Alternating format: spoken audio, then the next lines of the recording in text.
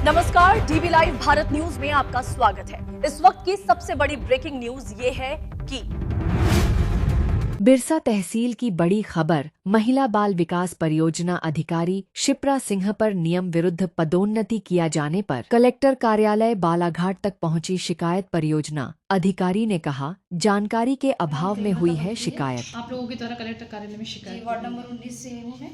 मेरे द्वारा, हम सभी के द्वारा कलेक्टर जी को हमने ज्ञापन दिया था कि हमारे जो वार्ड नंबर 19 है वहाँ पे गोपनीय तरीके से कार्यकर्ता के पद को वे प्रमोट कर दिया गया है, अतिरिक्त दूसरी जो केंद्र की सहायिका है उनको। आपको पता था कि ये भर्ती जो है निकलने वाली है? जी, हमें पता था कि रिटायर होने वाली वहाँ की कार्यकर्ता, उसी का हम वेट कर रहे थे कि यहाँ पे विज्ञापन आया तो हम वहाँ पे आवेदन करें, पर ये नहीं हुआ।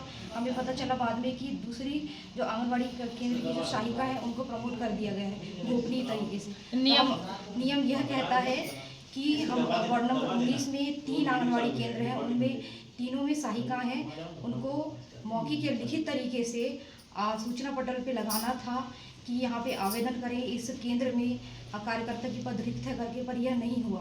तो हम यही चाहते हैं कि पारदर्शी तरीके से कार्रवाई हो, उच्च स्तरीय कार्रवाई हो हमारी उपस्थिति में, और दोबारा ही जी दोबारा विज्ञापन निकले और वहाँ पे हमें चांस मिले फॉर्म डालने का। मेरा नाम श्रीमती उर्मिला वासनिक है।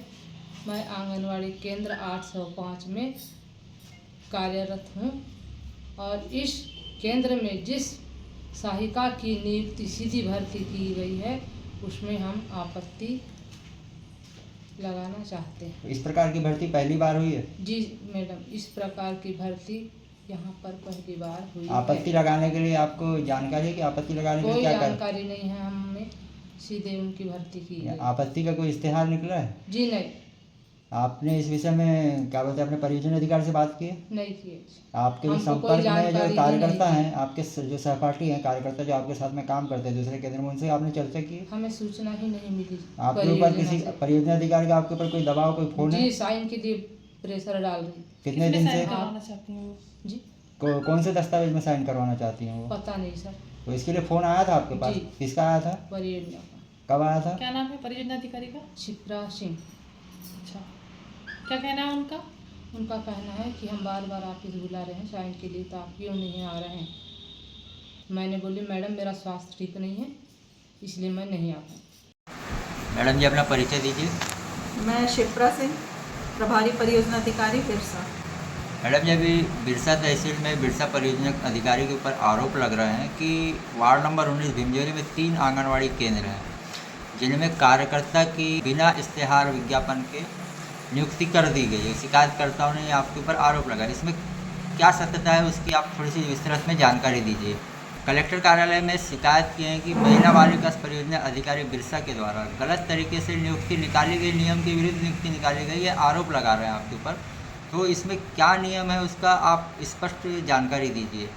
हाँ, जैसे कि नए नियुक्ति निर्देश है महिला बाल विकास के 23/5/25 के अनुसार कुल कार्यकर्ता के पद के 50% पद हमको सहायिका के प्रमोशन करके भरने, पदोन्नति करके भरने।